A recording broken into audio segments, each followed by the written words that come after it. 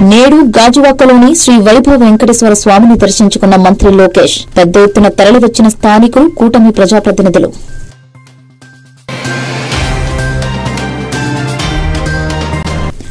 Party నేతలతో CM Chandrababu tele conference. Nominated పదవుల భర్తీ, అభ్యర్థుల ఎంపికపై దిశానిర్దేశం.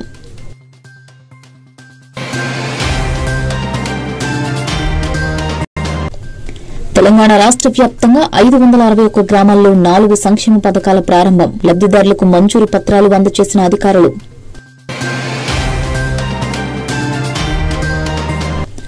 ఆర్థిక పరిస్థితి కొంచెం తేరుకోగానే పథకాలు అమలు చేస్తాం. ప్రజల పరిస్థితి అర్థం చేసుకోవాలి. ప్రజలకు విజ్ఞప్తి చేసిన సీఎం చంద్రబాబు.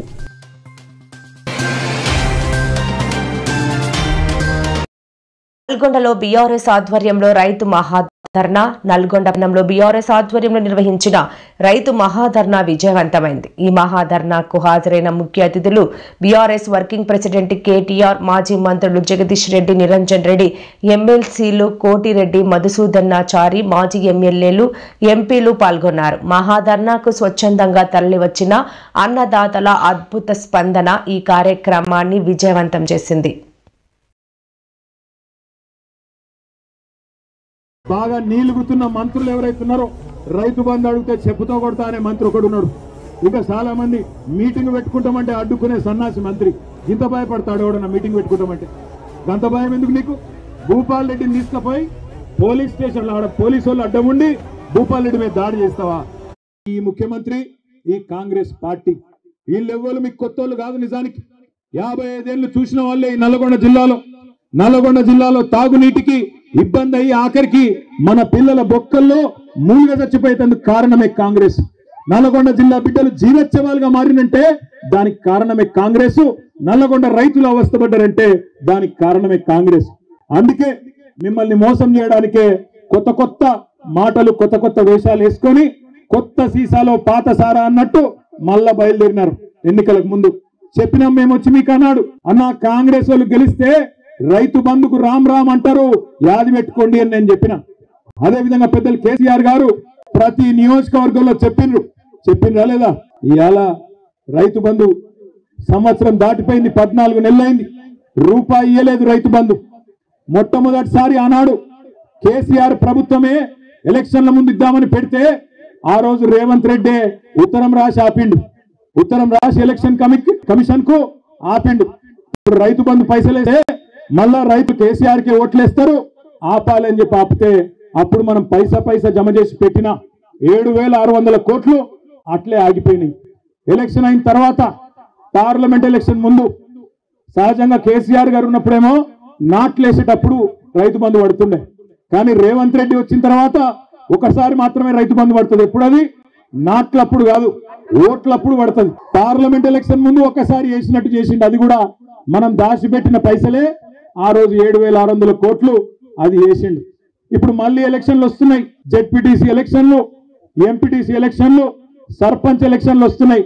మళ్ళా ఓట్లు దొబ్బుకోవాలి కదా. అందుకే కొత్త డ్రామా జనవరి 24కు మొదలవుతుందట, మార్చి 31 దాకా సాగుతుందట. ఒక్కసారి గుర్తుపెట్టుకోండి, మార్చి 31 అన్నాడు కానీ ఏ సంవత్సరమో చెప్పలే. మళ్ళా డబ్బల ఓట్లు పడ్డాక నేను చెప్పినా అంటాడు.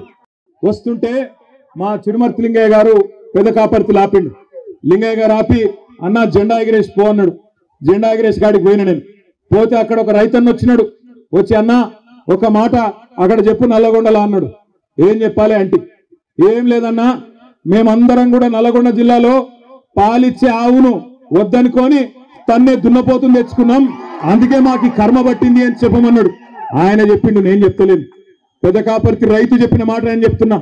జూటా మాట చెప్పకుండా కేసీఆర్ గారు ఆనాడు రైతుల మీద ఉన్న ప్రేమతో ఒకవైపు రుణమాఫీ చేయంగానే ఇక ఈ పైసలు ఖచ్చితంగా మళ్ళీ రైతులకు వేయాలని చెప్పి ఆనాడు 2017 సంవత్సరంలో భారతదేశంలోనే మొట్టమొదటిసారిగా స్వాతంత్రం వచ్చిన తర్వాత 73,000 కోట్లు వేసినప్పుడు కేసీఆర్ గారు ఎన్నడూ ఇట్లాంటి విన్యాసాలు చేయలే.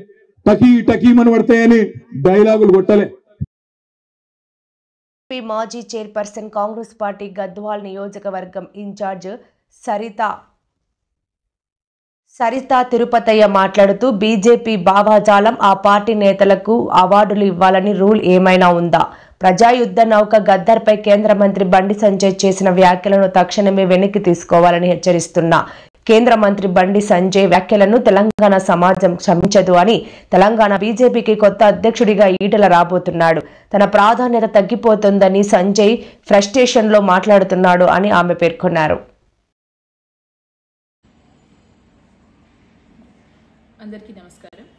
నిన్న కేంద్ర ప్రభుత్వం ప్రకటించిన పద్మశ్రీ అవార్డులలో మన మందకృష్ణ మాదిగన్న గారికి అవార్డు రావడం అనేది నిజంగా తెలంగాణ రాష్ట్ర ప్రజలందరూ కూడా హర్షిస్తున్న విషయం. ముందుగా మందకృష్ణ మాదిగ గారికి మా అందరి తరఫున శుభాకాంక్షలు తెలియజేసుకుంటున్నాను.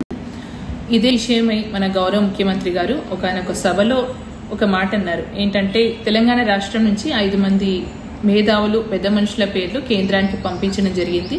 అది కదిరన్న గారు కావచ్చు, చుక్క రామయ్య గారు, అలాగే మన గోరెంటి వెంకన్న గారు కావచ్చు, అందశ్రీ గారు కావచ్చు, అలాగే తిరుమలరావు గారు కావచ్చు. వీళ్ళందరి పేర్లు కూడా పంపించాము. కానీ ఒక్కరిని కూడా కేంద్ర ప్రభుత్వం పరిగణలోకి తీసుకోకపోవడం అనేది బాధాకరమని బాధ వ్యక్తం చేస్తూ ఖచ్చితంగా మరొక్కసారి కేంద్రానికి ఒక లేఖ రాస్తాము, మరి దీనిపైన పునరాలోచన చేయాలని గౌరవ ముఖ్యమంత్రి గారు అనడం జరిగింది. ఈ వాక్యాలపై బండి సంజయ్ గారు ఈరోజు కేంద్ర మంత్రిగా వ్యవహరిస్తూ ఆయన దిగజారిన మాటలు ఏంటంటే, గదరన్నకి మేము ఎందుకు అవార్డు ఇవ్వాలి, ఈరోజు పద్మశ్రీ అవార్డుకి ఆయన అర్హుడే కాదు అనే విధంగా కించపరుస్తూ మాట్లాడడం అనేది తెలంగాణ రాష్ట్ర ప్రజలందరూ కూడా ఈరోజు దాన్ని కోప్పడుతున్నారు. ఖచ్చితంగా గదరన్న ఈరోజు వెనకబడ్డ జాతులే కాదు, పేదల పెన్నిదిగా అందరి మనసులో నిండిపోయిన మనిషి. ఈరోజు మన మధ్యలో లేకపోవచ్చు, కానీ ప్రతి గ్రామంలో ప్రతి పడుచు చిన్న వయసున్న పిల్లల నుంచి కూడా ముసలోళ్ళ వరకు గదరన్న అంటే ఎవరో తెలుసు. ఆయన కవిత్వం కావచ్చు, ఆయన పేదల కోసం పాడిన పాటలు కావచ్చు, ఎన్నో విషయాలు ఉన్నాయి. కానీ ఆయన్ని కించపరుస్తూ మాట్లాడడం అనేది మేము అందరు కూడా ఖండిస్తున్నాము. డెఫినెట్ గా బండి సంజయ్ గారు ఇప్పుడు రాబోయే కాలంలో ఈటెల రాజేంద్ర గారిని రాష్ట్ర అధ్యక్షుడిగా నియమించబోతున్నారనే ఒకే ఒక ఫ్రస్ట్రేషన్ లో ఈరోజు ఈ మాటలు మాట్లాడుతున్నారు.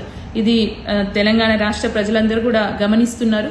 మీరు ఒకసారి ఆలోచించాల్సిన అవసరం ఉంది. ఈరోజు పద్మశ్రీ అవార్డు అంటే ఒక బీజేపీ పార్టీకి పనిచేసిన వాళ్ళకో, లేకపోతే పార్టీ కండువా కప్పుకున్న వాళ్ళకో, జెండా మోసిన వాళ్ళకో కాదు, గౌరవ స్థానంలో ఉన్న గౌరవ వ్యక్తులకు ఇచ్చే అవార్డుగా ఈరోజు పద్మశ్రీ అవార్డు ఉంది. అది ఓన్లీ పార్టీకి సంబంధించింది కాదు, కేంద్ర ప్రభుత్వం ఇచ్చే ఒక గుర్తింపు. అది మీరు గ్రహించుకోకుండా మా పార్టీకి పనిచేసినరా, వాళ్ళ భావజాలాలు వేరే అని మాట్లాడడం అనేది నిజంగా ఇది చాలా బాధాకరమైన విషయం. గదరన్న అంటే ఏంటో, గదరన్న పాట కావచ్చు, గదరన్న మాట కావచ్చు, ఈరోజు తెలంగాణ రాష్ట్రమే కాదు ప్రతి పక్క రాష్ట్రాలలో కూడా చాలా ప్రాముఖ్యత గల వ్యక్తిగా ఈరోజు గదరన్న మిగిలిపోయిన వ్యక్తి. అలాంటి వ్యక్తిని మీరు కించపరచడం ఈరోజు తెలంగాణ రాష్ట్ర ప్రజలందరూ కూడా చూస్తున్నారు. ప్రతి ఒక్కరు కూడా ఇది ఖండిస్తున్నారు. సో దయచేసి మీరు గదరన్న మీద చేసిన ఈ నీచపు వాక్యాలని వెనక్కు తీసుకోకపోతే ప్రతి సామాన్య ప్రజలు కూడా మీకు సమాధానం చెప్పే సమయం వస్తుంది. ఇది గుర్తించుకొని మీరు ఒక వెనుకబడ్డ జాతుల నుంచి వచ్చిన బిడ్డగా కావచ్చు, ఈరోజు తెలంగాణ రాష్ట్రం నుంచి కేంద్ర ప్రభుత్వంలో ఒక మంత్రిగా వ్యవహరిస్తున్నారు. మీ స్థాయిని, మీ హుందాని కాపాడుకోవాలని ఒక తెలంగాణ బిడ్డగా నేను మీకు హెచ్చరిస్తున్నాను. రాష్ట్రానికి 1.73 లక్షల కోట్ల రూపాయలు పెట్టుబడులు సాధించడంలో ప్రముఖ పాత్ర వహించిన రాష్ట్ర ఐటీ శాసనసభ వ్యవహారాల శాఖ మంత్రి శ్రీ దుద్దిళ్ల శ్రీధర్ బాబును మంగళవారం శాలువాతో సత్కరిస్తున్న రెవెన్యూ, హౌసింగ్, సమాచార శాఖ మంత్రి శ్రీ పొంగులేటి శ్రీనివాసరెడ్డి.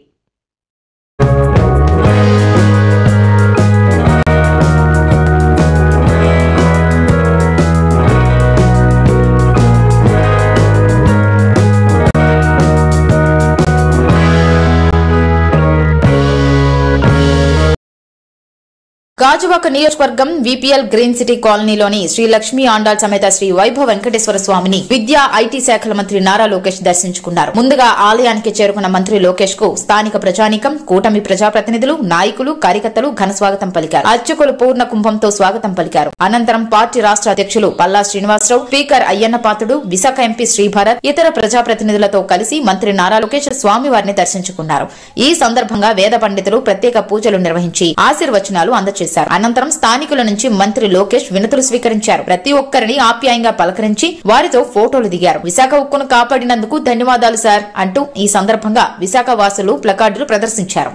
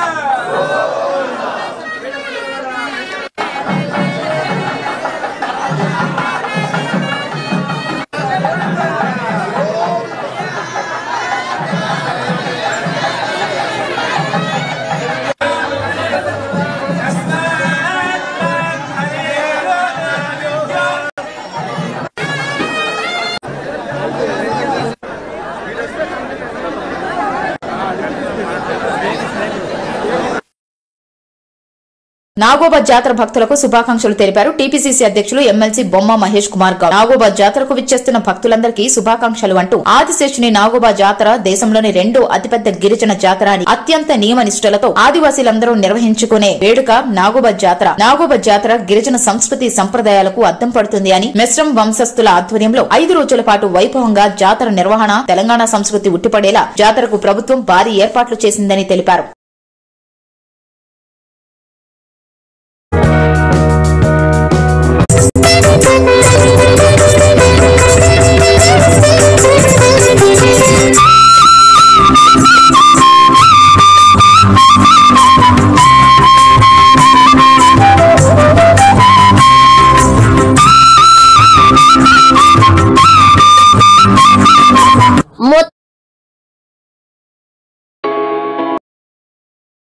ప్రభుత్వ సంక్షేమ పథకాల అమలులో మరో ముందడుగుగా 561 గ్రామాల్లో 4 కీలక పథకాలను ఏకకాలంలో ప్రారంభించారు అధికారులు. లబ్దిదారులకు పత్రాలను ముఖ్యమంత్రి, మంత్రులు, ప్రజాప్రతినిధులు, అధికారులు ఈ కార్యక్రమంలో పాల్గొని మంజూరు పత్రాలను అందజేశారు. ఈ సందర్భంగా 4 పథకాలకు సంబంధించిన లబ్దిదారుల వివరాలను అధికారులు వెల్లడించారు. ఈ వివరాలను చూస్తే రైతు భరోసాకు 3,07,318 మంది లబ్దిదారులు, ఇంద్రమ్మ ఆత్మీయ భరోసాకు 20,336 మంది లబ్దిదారులు, 42,267 కుటుంబాలకు కొత్త రేషన్ కార్డులు, ఇంద్రమ్మ ఇళ్ల కింద 72,406 గృహాలు మంజూరు చేసినట్లు తెలిపారు. ఇక వీటి అమలుకు ప్రత్యేక ప్రణాళికలు చేస్తున్నారు. ప్రభుత్వం మార్చి 31 లోపు అన్ని గ్రామాల్లో అర్హులందరికీ ఈ 4 పథకాలను అమలు చేయాలని లక్ష్యంగా పెట్టుకుంది. ఈ చొరవ వల్ల గ్రామీణ ప్రాంతాల్లో అభివృద్ది మరింత వేగమవుతుందని ఆశిస్తున్నారు. 2 ఎకరాల 30 గుంటలు నా పేరు మీద. అబద్ధం ఏముంది? 6,500 పడ్డాయి ఐసిఐసి బ్యాంకులో జమ అయింది. అబద్ధం ఎందుకు మరి? భయమా? మన తెలంగాణ ప్రజా ప్రభుత్వం రైతన్నల వ్యవసాయానికి పెట్టుబడి సాయంగా ఎకరానికి 12,000 రూపాయల రైతు భరోసా ఇచ్చి అన్నదాతలకి అండగా నిలిచింది. నీతి ఆయోగ్ నివేదికపై మీడియా సమావేశంలో సీఎం చంద్రబాబు ఆసక్తికర వ్యాఖ్యలు చేశారు. వైసీపీ 5 ఏళ్ల పాలన వల్ల ఆంధ్రప్రదేశ్ రాష్ట ఆర్థిక పరిస్థితి బీహార్ కంటే కిందకు పడిపోయిందని ఆరోపించారు. రాష్ట ప్రజలకు ఈ వాస్తవాలు అన్నీ తెలియాలి. 11,114 కోట్లు స్టీల్ ప్లాంట్ కు, పోలవరానికి 12,750 కోట్లు, అమరావతికి అప్పుగా 15,000 కోట్ల రూపాయలు ఇప్పించారు. అమరావతికి అప్పుగా 15,000 కోట్ల రూపాయలు ఇప్పించారు అని ఆయన పేర్కొన్నారు. వాటిని తక్షణం పూర్తి చేయాలి. అక్కడి నుంచి నిధులు మళ్లించలేనివన్నారు. మాట తప్పడం ఇష్టం లేక ప్రజలకు నిజం చెబుతున్నా అని ముఖ్యమంత్రి చంద్రబాబు తెలిపారు. అయితే రాష్ట ఆర్థిక పరిస్థితి కొంచెం తేరుకోగానే తల్లికి వందనం, రైతుకు అన్నదాత, సుఖీభవ లాంటి పథకాలు అమలు చేస్తామని సీఎం చంద్రబాబు హామీ ఇచ్చారు. ఏపీకి 5 ఏళ్ల విలువైన సమయం పోయింది. 2019 నాటికి ఉన్న వృద్ధి రేటు కొనసాగి ఉంటే రాష్ట సంపద పెరిగేది అన్నారు. 9.5 లక్షల కోట్ల అప్పుకి వడ్డీ కట్టాలి, అసలు చెల్లించాలని వెల్లడించారు. 5 ఏళ్లలో జరిగిన నష్టాన్ని పూడ్చాలని పేర్కొన్నారు. ఇప్పుడే అన్ని వ్యవస్థలను గాడిలో పెడుతున్నాం. జరిగిన డ్యామేజ్ తో నాకేం సంబంధమని సామాన్య పౌరుడు ఆలోచిస్తాడు. అలా ఆలోచించడంలో తప్పులేదన్నారు. అందుకే వారికి అన్ని విషయాలు చెబుతున్నాం. సంక్షేమ పథకాలు అమలు విషయంలో ఎక్కడ వెనకడుగు వేయమని ముఖ్యమంత్రి చంద్రబాబు చెప్పుకొచ్చారు. వాళ్ళు కూడా ప్రజలకు చెప్పకపోతే ఇంకా నేను రాలేదే, లేదంటే చేసేయలేకపోతున్నాడు, డబ్బులున్నాయి, ఎందుకు చేయలేదు, నేను చేస్తా అన్నాడు కదా, నమ్ముకున్నాం కదా అనే ఫీలింగ్ వస్తున్నారు. అది కూడా చెప్పాలి. ఇప్పుడు గవర్నమెంట్ ఆఫ్ ఇండియా ఇచ్చారు. ఒక 15,000 కోట్లు వరల్డ్ బ్యాంక్ నుంచి అమరావతికి ఇచ్చారు. ఒక 12,150 కోట్లు పోలవరానికి ఇచ్చారు. ఒక 11,114 కోట్లు 20,000కి ఇచ్చారు. సరే, మిగిలిన కొన్ని మేము ఈ వర్క్స్ అన్ని మీద పెట్టడానికి కొంత శాఖ కింద కొంత ఫండ్స్ ఇచ్చారు. కానీ ఆ డబ్బులు నేను వెల్ఫేర్ కి ఇవ్వలేకపోతున్నాను. కనీసం అక్కడ పెడితే రివైవ్ అయితే, డెవలప్మెంట్ అయితే నాకు ఆదాయం పెరుగుతుంది. ఆదాయం పెరిగితే ఇస్తాం. ఇంకొంచెం ఫ్లెక్సిబిలిటీ కోసం ఆలోచిస్తున్నాం. ఎక్కడ ఫ్లెక్సిబిలిటీ వస్తే అక్కడ అవసరమైతే బారో చేసినా సరే I want to give my commitments. తల్లికి వందనం గానీ, లేకపోతే రైతులకు ఇవ్వాల్సిన రైతు భరోసా గానీ I want to give it. ఏది రైతు అయినా అవస్థపడాలి, గవర్నమెంట్ అయినా అవస్థపడాలి. నాకు ఫ్లెక్సిబిలిటీ ఉంటే నేను అవస్థ తీసుకోవడానికి సిద్ధంగా ఉన్నా. I will give it. ఆ ప్రయత్నంలోనే అనునిత్యం ఉన్నాం. మా డిపార్ట్మెంట్ కి అదే చెప్పాం. They are also doing same exercise. ఒక్క నిమిషం కూడా వెయిట్ చేయాలి నాకు ఫ్లెక్సిబిలిటీ ఉంటే. ఇప్పుడే దాని మీద కూడా ప్లాన్ చేసుకున్నాం, వర్కౌట్ చేస్తున్నాం. I will come out. అప్పుడు చెప్పాం శ్రీలంకతో పోటీ పడుతున్నారని చెప్పాం. ఇప్పుడు చూస్తే నీతి ఆయోగ్ పంజాబ్ కంటే పైన ఉన్నాం, బీహార్ కంటే కింద ఉన్నాం. నేను చెప్పింది వాస్తవాన్ని ఎస్టాబ్లిష్ అయింది. Now we have to revive. నేను అని చెప్పి మొత్తం వదిలేసాను అనుకోండి, పబ్లిక్ కూడా హెల్ప్లెస్ అవుతారు కదా. I cannot leave at that stage. I have to fight. ఏ విధంగా చేయాలి? అందుకనే మీరు చూస్తే ఇప్పుడు వచ్చిన తర్వాత 3-4 ప్రోగ్రాంలు వెల్ఫేర్ చేశాం. సూపర్ 6 లో మిగిలినట్టు కూడా చేయాలి. దానికి కూడా డేట్స్ ఇచ్చాం. అవి కూడా వర్కౌట్ చేస్తున్నాం. అవి కూడా చేస్తాం. ఏ విధంగా తీసుకెళ్లాలో తీసుకెళ్లి మళ్ళా దీన్ని గట్టెక్కించి రాష్ట్రాన్ని గాడిలో పెడతాం. Will do it. అందుకే మమ్మల్ని నమ్మారు. 93% స్ట్రైక్ రేట్ ఇచ్చారంటే ఒక నమ్మకం, ఒక విశ్వాసం, ఒక ట్రస్ట్. ఆ ట్రస్ట్ ని బ్రీచ్ చేస్తే కరెక్ట్ కాదు. వాళ్ళ మారిగా బాధ్యత రాహిత్యంగా పనిచేయలేం, అట్లని చెప్పి ఇచ్చలవిడిగా చేయలేం. నేను అందుకనే ప్రజల్ని కాన్ఫిడెన్స్ తీసుకుంటున్నాను. I want to place everything before public. Time to time ఇస్తాను. నేను అన్ని చేస్తాను. చేసిన తర్వాత ఏది కూడా సంపద సృష్టించినా, ఆదాయాన్ని పెంచినా, ఆదాయం ఎవరికి చెందుతుంది? It is public. What all I create wealth, it is a public property. అందుకని ఇవన్నీ చేసి వాళ్ళకు కూడా గవర్నమెంట్ లో డబ్బులు సంపద సృష్టించడమే కాదు, రైట్ టైంలో వాళ్ళకు కూడా వెసులుబాటు రావాలి. లేదు నేను సంపద సృష్టిస్తున్నాను తర్వాత ఇస్తాను, మీరు మాత్రం సఫర్ కండి అంటే సఫర్ అవడానికి సిద్ధంగా లేరు. ఒక మిస్ గవర్నెన్స్, ఒక కరప్ట్ గవర్నెన్స్ చేసినప్పుడు దాన్ని కరెక్ట్ చేసి మళ్లీ నేను ఏ విధంగా ట్రాక్ లో పెట్టాను, ట్రాక్ లో పెట్టడమే కాకుండా వాళ్ళ ఇబ్బందులు కూడా అధిగమించే విధంగా I have to plan it. నేను మొత్తం క్యాపిటల్ ఎక్స్పెండిచర్ గా పెడతా, అప్పటి వరకు మీరు వెయిట్ చేయండి, నేనేం మీకు ఇవ్వనంటే that is not fair. That nobody will. వాళ్ళు కూడా సఫర్ అయ్యేదానికి కరెక్ట్ కాదు. మాకు ఓట్లేసింది సఫర్ కావడానికి కాదు, మాకు ఓట్లేసింది రివైవ్ చేస్తామన్న నమ్మకం కోసం. అదే మరి ఆదుకుంటామని, ఆదుకునే బాధ్యత మా పైన ఉంది. డెఫినెట్ గా ఎవ్రీ మినిట్ ఐఎమ్ థింకింగ్. అయితే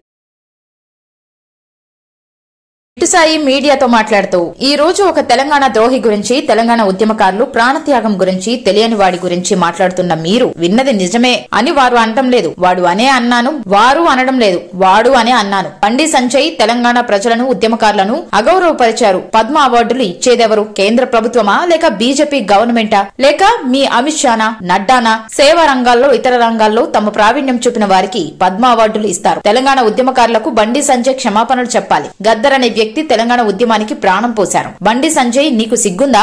మానవత్వం ఉందా? ఇంకా నువ్వు కరీంనగర్ కార్పొరేటర్ అనుకుంటున్నావా? నక్సలైటు అనే అర్హత నీకెక్కడిది? అసెంబ్లీ అమరవీరుల స్తూపం సాక్షిగా మీ ముక్కు నేలకు రాసి బేషరత్గా గద్దర్ కి, తెలంగాణ సమాజానికి సారీ చెప్పాలి. కిషన్ రెడ్డి రాష్ట్ర అధ్యక్షులుగా ఉన్నారు. మీ వాళ్ళని నోరు దగ్గర పెట్టుకోమనండి, లేదంటే మీ పార్టీ పరువు పోవడం ఖాయం. తెలంగాణ ప్రజలు త్వరలోనే మీకు, మీ పార్టీకి బుద్ధి చెప్తారు.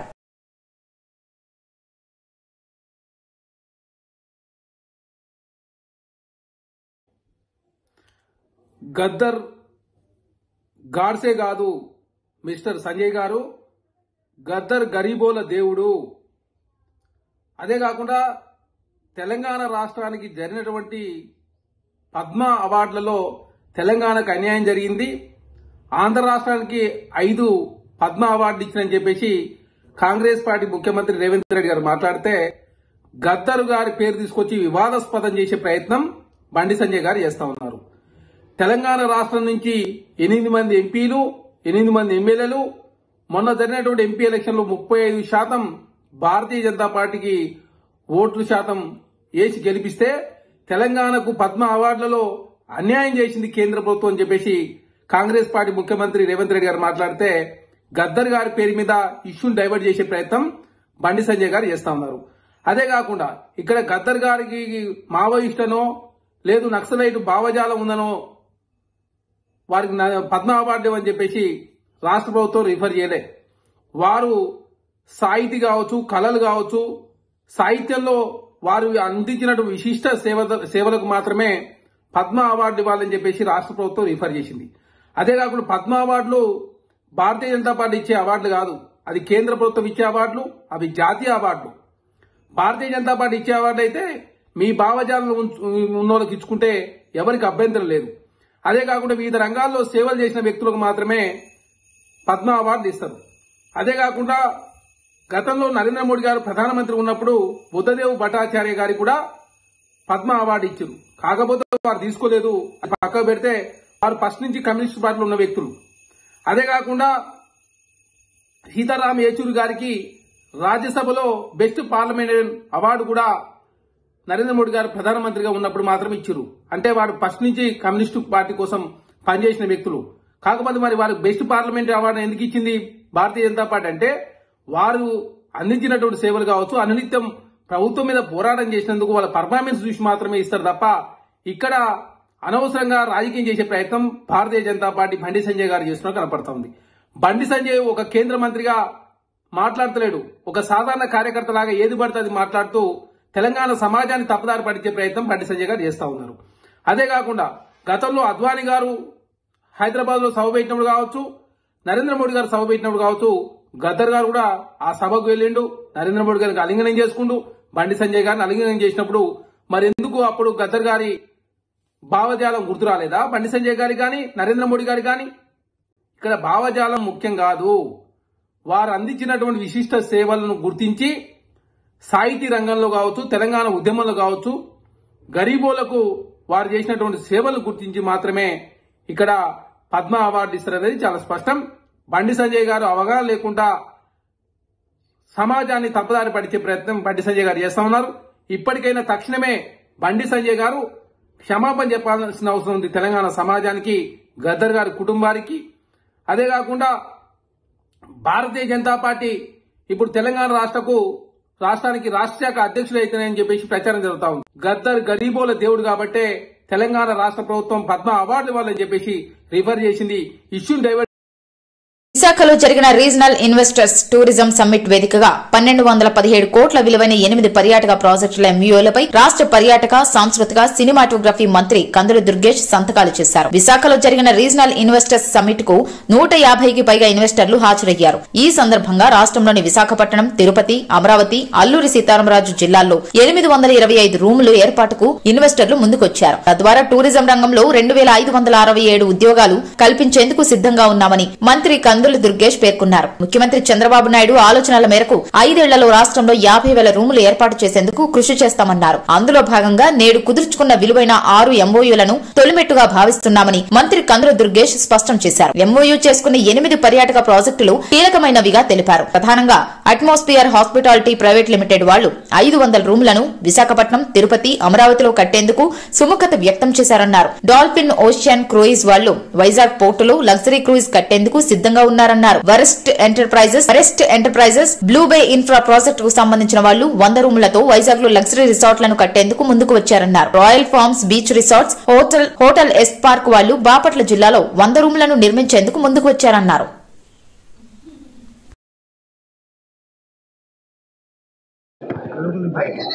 విశాఖపట్నంలో ప్రాంతీయ పెట్టుబడిదారుల సదస్సుని ఏర్పాటు చేయడం జరిగింది.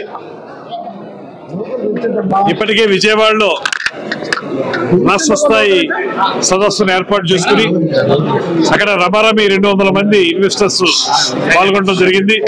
ఇప్పుడు ఇక్కడ 150 నుంచి 175 మంది వరకు రిజిస్టర్ చేసుకున్నారు పెట్టుబడిదారులు.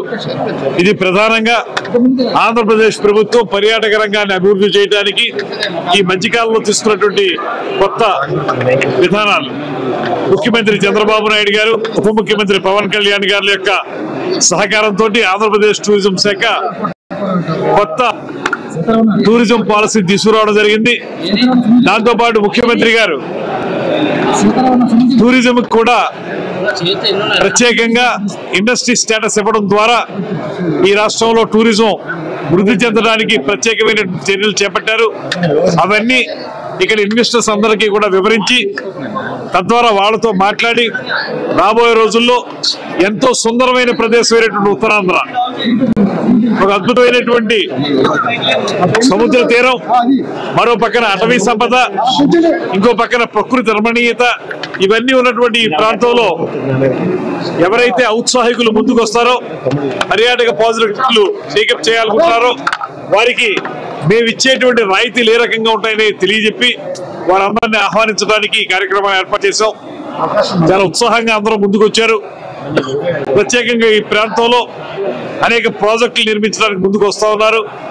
వారందరికీ ఆహ్వానం పలుకుతూ ఇవాళ ఈ కార్యక్రమంలో ఇప్పటికే ఈ రోజు ఉదయం రమారమి ఒక 6 ప్రాజెక్టులకి ఎంయూలు చేసుకోవడం జరిగింది, మెమోరాండం ఆఫ్ అండర్స్టాండింగ్ చేసుకోవడం జరిగింది. అందులో అట్మాస్ఫియర్ కోర్ హాస్పిటాలిటీ వారు, అదేవిధంగా సుమి హోటల్స్ వారు, డాల్ఫిన్ ఓషన్ క్రూజ్ వారు, రిపిల్స్ అండ్ కంపెనీ వారు, Everest Enterprises and Blue Bay Infra వారు, అదేవిధంగా రాయల్ పామ్స్ అండ్ హోటల్ ఎస్పార్క్ వారు ఇస్తారు. టోటల్ వాల్యూ ఇప్పుడు వచ్చి 1,217 కోట్ల రూపాయలు ఎంఓయూ చేసుకున్నాం. దీని ద్వారా 2,567 మందికి ఉపాధి కల్పించేటువంటి అవకాశం ఉంది. దాంతో పాటు 825 రూములు నిర్మించడానికి ఈ ఎంఓయూల ద్వారా ప్రారంభమైంది. మేము ఇలా